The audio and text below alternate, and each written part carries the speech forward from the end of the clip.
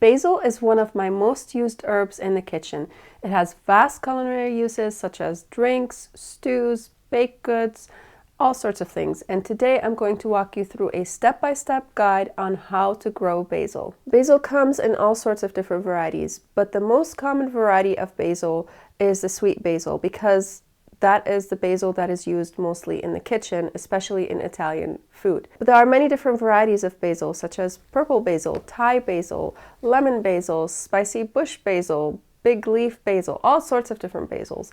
So before you want to plant your basil, choose the variety that you want. Each variety has a different flavor profile, so you can do some research on each type of variety and its flavor profile and figure out which variety you are interested in. It all depends on what you are going to use it for in your kitchen. Basil can also be used as an accent plant in the garden. One of the varieties that I like to use in the garden is the purple basil. Another beautiful variety is the Thai basil. Because of its color, it produces purple flowers and it has dainty leaves to it. It's not necessarily a basil that is highly used in the kitchen, but it's beautiful for its just structure and color.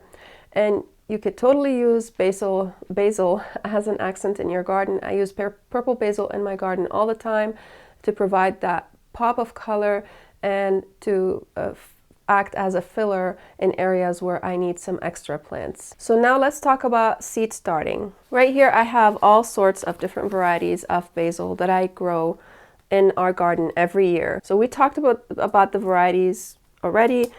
Choose which variety you want for whatever application you are going to use it. I have some basil seeds with me right here. I'm not going to be starting them right now. I actually cheated and I bought basil from the store.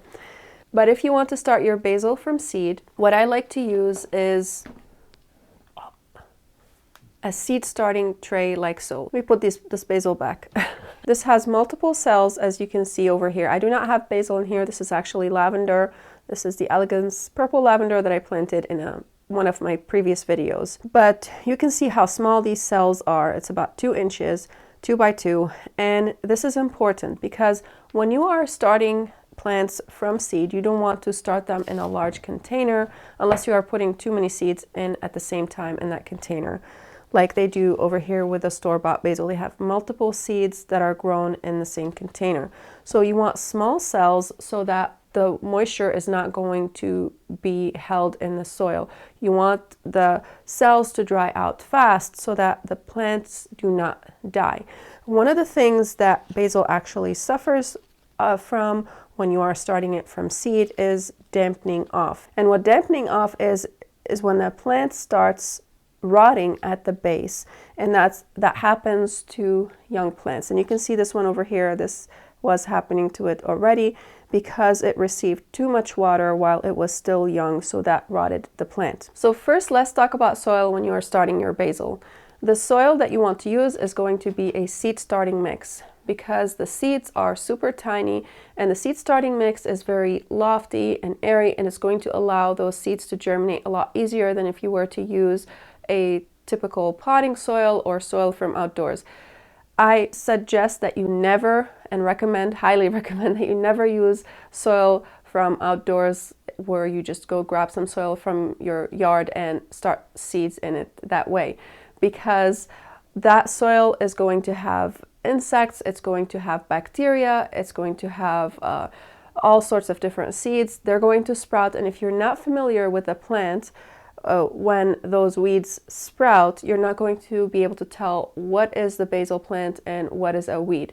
So that's one important thing. And of course, the other important the slew of things like the disease and the insects and all these, you want to avoid that. So start with a seed starting mix. And I recommend you choose a good quality seed starting mix. I have used the cheap stuff that you just buy from your big box stores, and those varieties of seed starting mixes are not good. I've had so many problems with them. I suggest that you invest a little bit in the soil or the seed starting mix that you are starting your seedlings in so that you can have good results. Now, when it comes to planting the seeds, basil has very tiny seeds.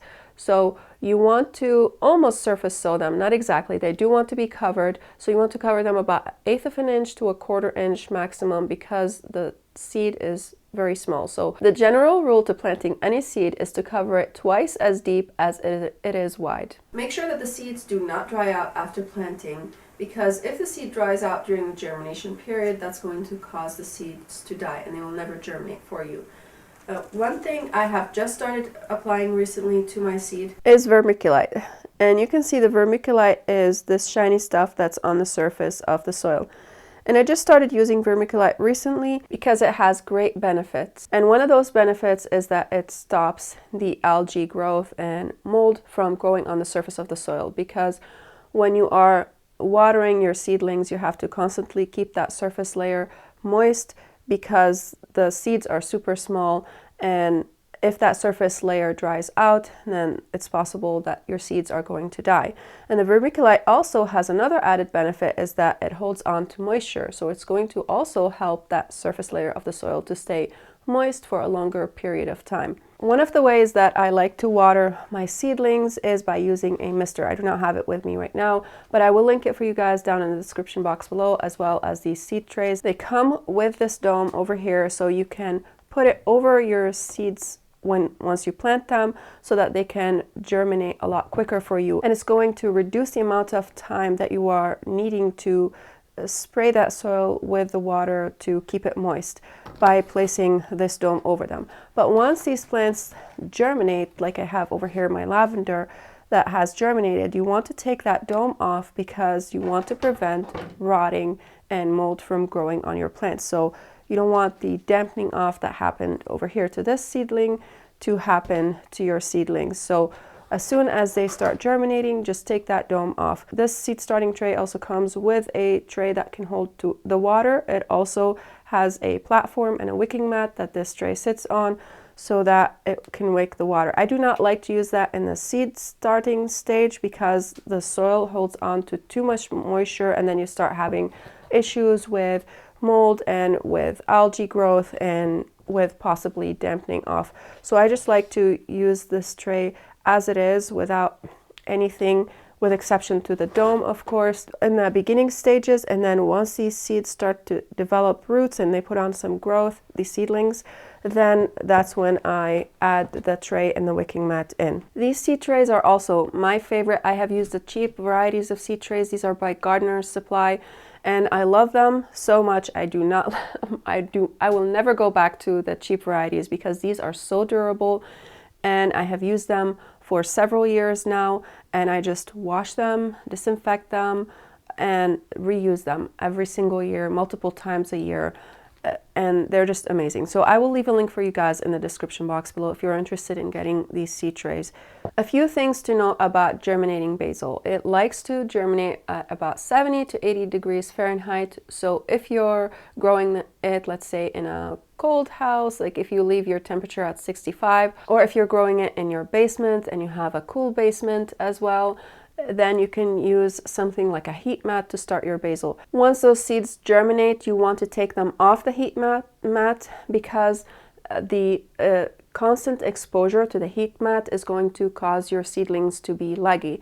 And what leggy means is basically they're just going to grow tall stems, and they're going to have just a couple leaves on them, and that's going to cause weakness in your plants and they can easily snap off. So only leave them on the heat mat to the point of germination. Once they germinate, you want to take them off the heat mat. If you're starting your basil indoor, you want to make sure to put it in a sunny location. If you do not have direct sunlight in your house, like a south-facing window, you want to use grow lights. We have a grow light system that we put together ourselves, and it's we use LED lighting for that because it uses a lot less energy, so our electric bill is not going to be drastically impacted by the lights that we are using, because we keep those things on for 14 to 16 hours, and you do need to keep them that long when you're growing plants indoor, because that light is not going to be as intense as the sunlight.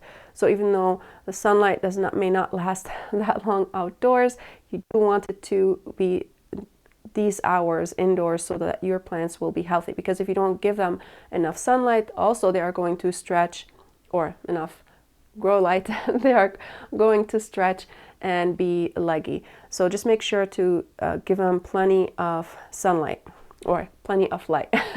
And that is super important, of course, because basil does not love the shade. It's a plant that loves the sunlight. So it needs full sun, about 8 to 12 hours of sunlight. Maybe you can go a little bit less than that, but it's not going to be as robust and healthy for you. So the more sunlight you give it, the healthier it's going to be. Once those plants put on some growth and their roots start filling up the cell trays, then you can transplant them into a bigger pot. You don't want to transplant them into a much bigger pot, maybe about a pot that's this size over here, maybe 3 to 4 inches from the 2-inch tray, because again, the amount of soil that you have in the pot versus the amount of roots that you have is going to impact the moisture control and the dampening of your seeds. The more soil you have, the more challenging it is to control the moisture content of your pot. Just make sure that you use the proper diameter when you are transplanting one plant from one pot to another. So let's talk a little bit more about lighting. When you are using light to grow your plants, you want a light that has high lumen, high kelvins. The lights that we use, I think, are 6,500 kelvins, and that works great for our plants. I try to keep them about 6 to 8 inches away from the seedlings at the seedling stage, and as the plants grow, I raise the lights up. So I raise them a little bit at a time, because if the lights are not strong and you have them too far from your plants, then those plants are going to stretch out to reach the light because they can't gather enough energy at the height that they are. So they want to get closer to the light so that they can gather more energy. So you can either use stronger lights or you can use lights like we are using because they are cheaper, but just make sure to keep them closer to the plants at the very young stage, and as they grow you just slowly lift it up. I will be leaving links for all the things that I use for seed starting and for grow lights and all the things that we use in our grow room in the description box below if you guys are interested in starting seeds indoors. I'm filming this video in the winter, and if you are watching this video, you probably are. So now we are going to repot this basil into this pot over here. And you can see this is about 2 inches wider in diameter than the pot that I have over here. This basil is drying out super fast, and I have to water it almost every day. Not quite. Sometimes at the end of the day, if I didn't water it, it kind of wilts. So it's time to transplant it in here because I don't want it to bolt. And we'll talk about bolting and pinching and all that stuff after we transplant it. So I'm just going to use now regular potting mix because this has been already started and it's succeeded. So the potting mix is now going to be the perfect mix for transplanting the plants into. You don't need seed starting mix when you are transplanting your seedlings into a different pot, because the purpose of the seed starting mix is just the fact that it's lofty and it allows the seeds to germinate a lot quicker. It's not going to have as many nutrients as a potting soil would. I like to use organic seed starting mix because of course this is edible, but I use organic for everything that I use, that I grow.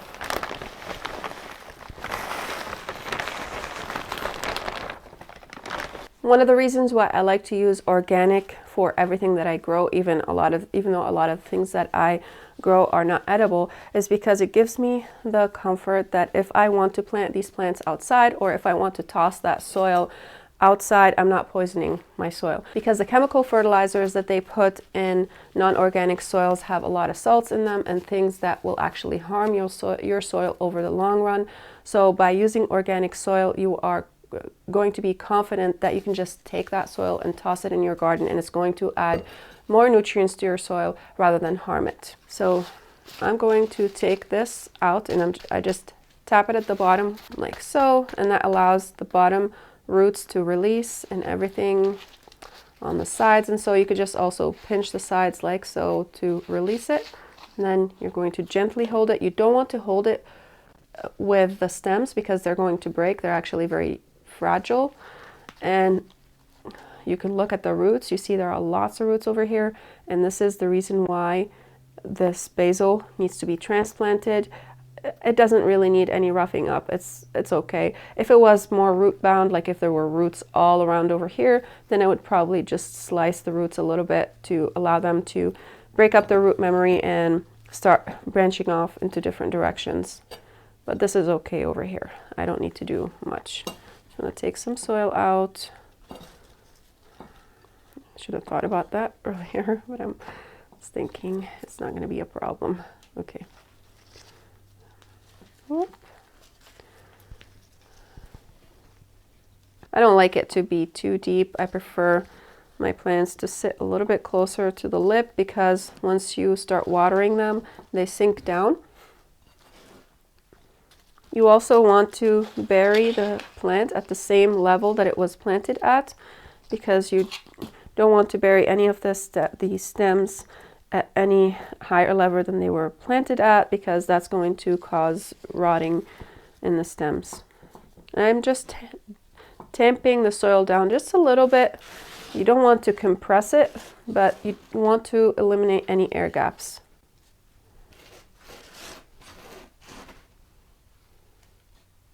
I'm going to need a little more extra soil. This is why I put all that soil in there, because I anticipated that.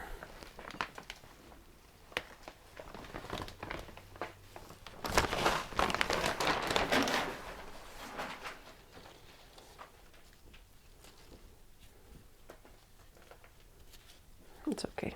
You can have a little mess here. It's fine. Mm-hmm. Now that this is planted, all I need to do is just water it. I don't want to... I want to take this dead basil out. I don't want to damage the other basils. Okay. Still has good roots on it, so I think there was a possibility that it would survive, because I see over here, if you get a close-up of it, there are two stems that are coming off on this side, but I don't need it. There are plenty in here because they plant several seeds in the same pot. Now all we need to do is just give it some water.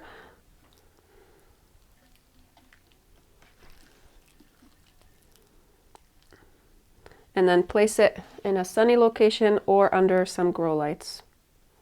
And you can see as soon as I give it the water, the soil starts going down, the soil level. And this is why I like to put a little more extra soil and tamp it down, and also plant the plant at a higher level because of this reason, because the soil will go down a little bit. So now let's talk fertilizing. When the plant is at the seedling stage, like over here, for example, oops, you can see the lavender is not exactly a great example because it is super tiny. The basil is going to be a little bit bigger than the lavender. You can see over here these two little leaves, and these are not the true leaves. I forgot what their name are, but these are the leaves that sprout out from the seed.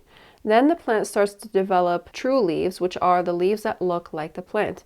So at this stage, when they just have two leaves like this, you do not want to give them any fertilizer whatsoever. Once the plant develops true leaves, then you can start fertilizing your seedling. To fertilize your seedlings, you want to give them half-strength fertilizer. So the amount that they say on the bottle, the full strength to give any plant, you want to cut that in half, dilute it in water, and you want to water your seedlings about once to twice a week with that fertilizer. You don't want to give them too much fertilizer, because too much can harm your plants and possibly kill them. Once those plants are about this stage, then you can start giving them full strength fertilizer.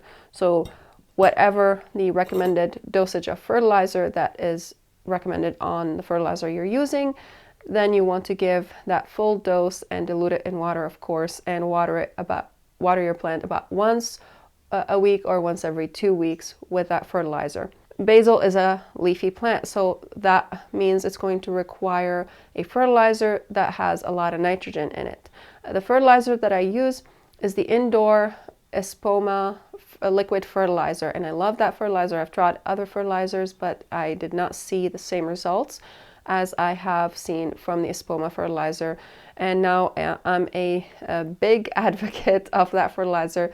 Again, everything that I use for seed starting is going to be linked in the description box below. So if you want to use the same things that I'm using, you are free to look in that description box. These are all affiliate links, so It's not going to cost you anything extra. It's going to support this channel and allow me to create more videos for you.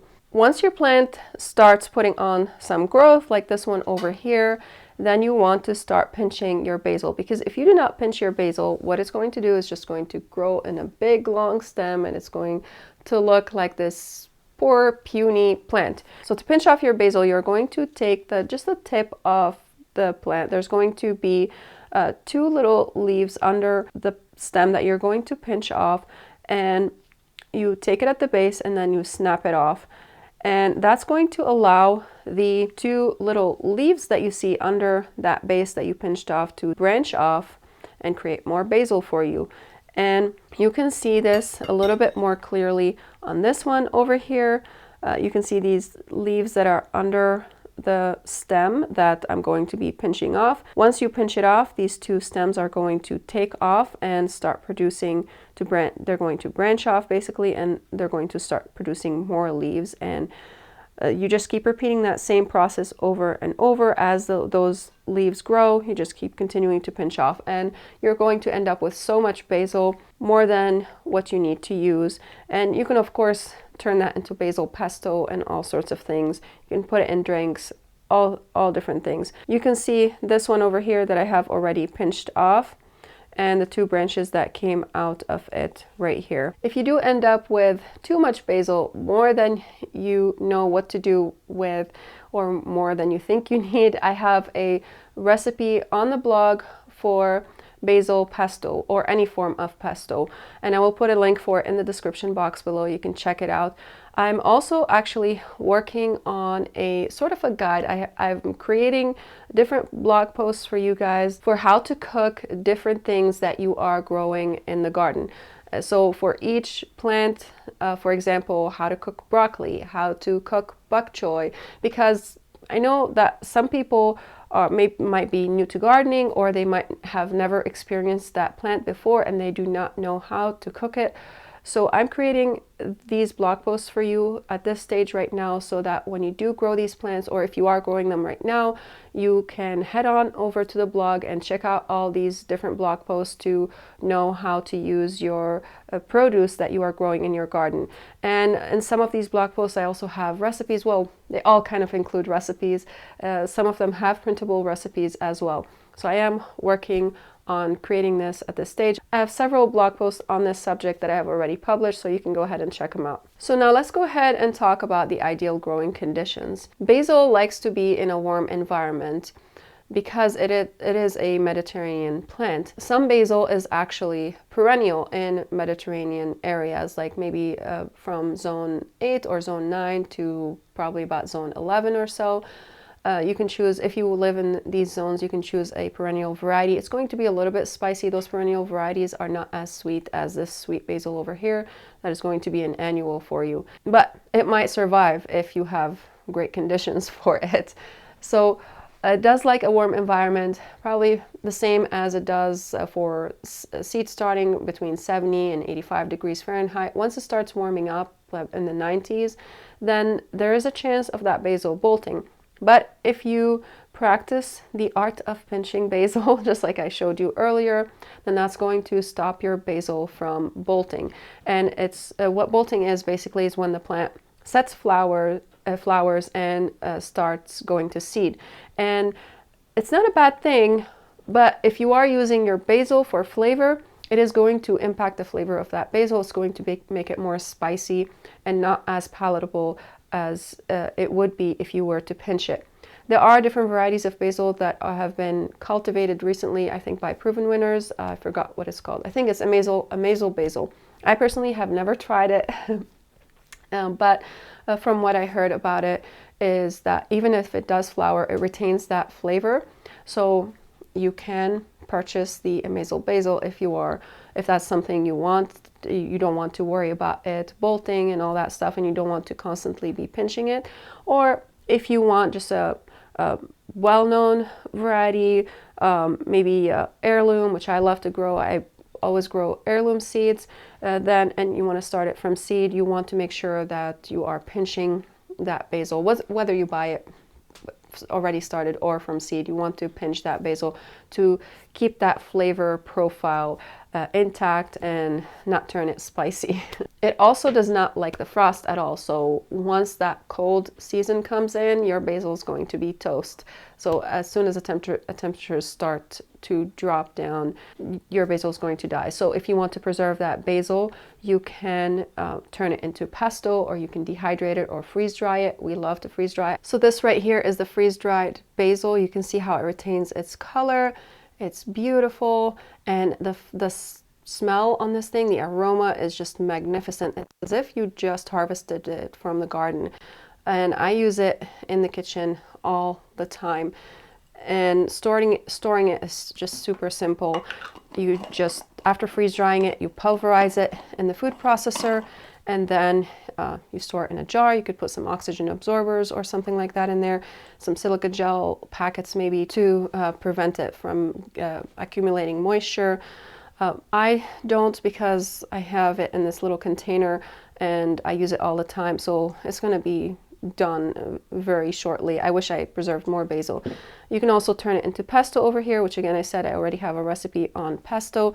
This one is actually onion pesto. You could make pesto with all sorts of things, with parsley, with onions, onion tops, with basil, all sorts of things. I have the recipe and I'll link it in the description box below. So if you want to make some pesto, you can. I freeze my pesto in the freezer. Oh, whoops. I keep my pesto in the freezer, and I like to use it in also sorts of different applications. One of my favorite ways of using pesto is to make a pasta salad.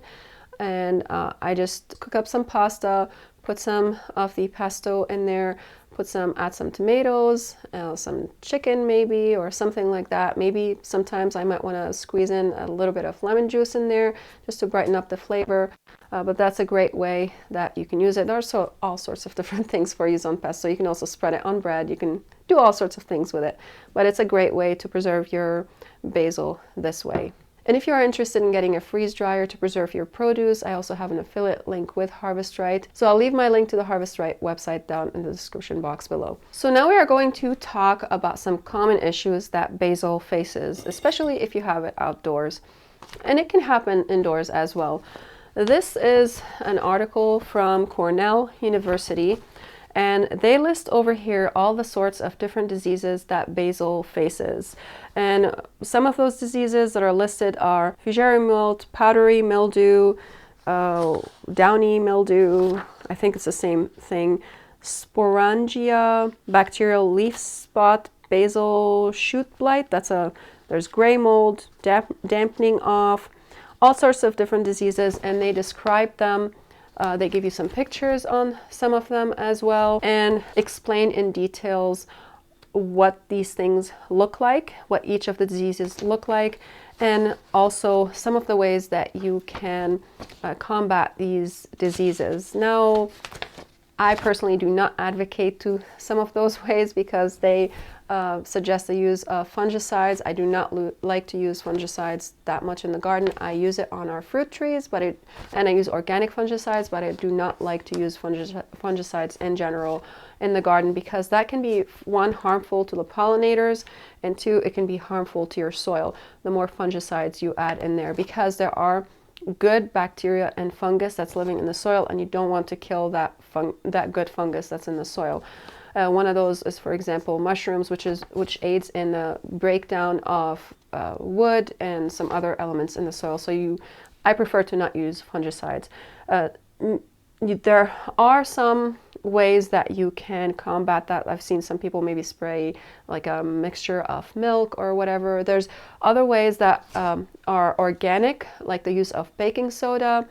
And I think I'll find that link for the research article, or what it was it research? I think it was done also by another university, an article on the use of organic fungicides that you have, such as household items. And if I can find it, I'll link it down in the description box below as well. And I will link this as well in the description box below. It's going to help you with identifying the diseases that you might face in your basil and give you some ideas on how to combat them. Not everything in here is non-organic, but you know, advocating of the use of fungicides is, of course, not going to be organic, because they are usually talking to the growers that are growing a lot of food for everyone, and they, generally speaking, do not use organic methods. Some of these diseases are soil-borne, and according to this article, they suggest that if those diseases are present in your soil and you experience them on your plants, to rotate to crop rotate. So you're not going to be planting your basil in the same spot that you planted it last year if you have experienced those diseases. And again, you can go ahead and read that article. It's going to be super helpful for you. And if that happens, you just want to do rotation for about maybe 3 to maximum 5 years until that fungicide or disease is not going to be as strong in your garden, in your soil. I don't know if those fungicides completely die, but maybe they're not going to be as strong.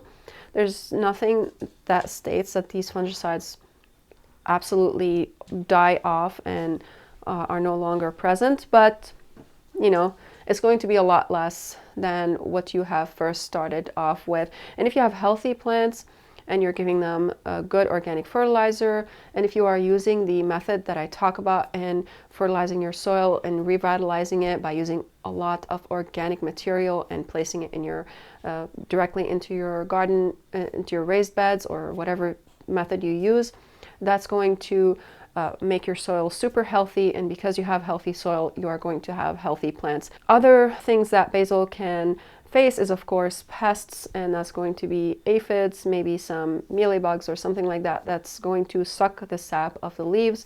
These leaves are super juicy and attractive to insects, and the way to combat that, again, is to have healthy plants. The healthier the plant is, the less issues you are going to have with growing your basil.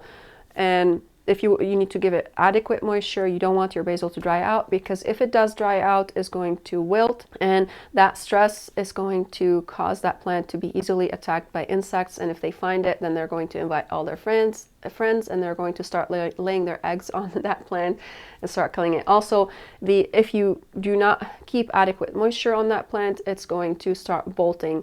It's going to start producing seed, because it's going to say, oh no, I'm going to die. Let me give seeds to this world so that more of me can propagate and I won't go extinct. This is a setting that God put in all the plants so that they can reproduce and not go extinct, which is a very cool thing. And you can actually use that. And I've done that for some of our fruit trees, and that helps them with producing a lot more fruits. If you guys want to learn more about growing plants, you can go ahead and watch this video over here.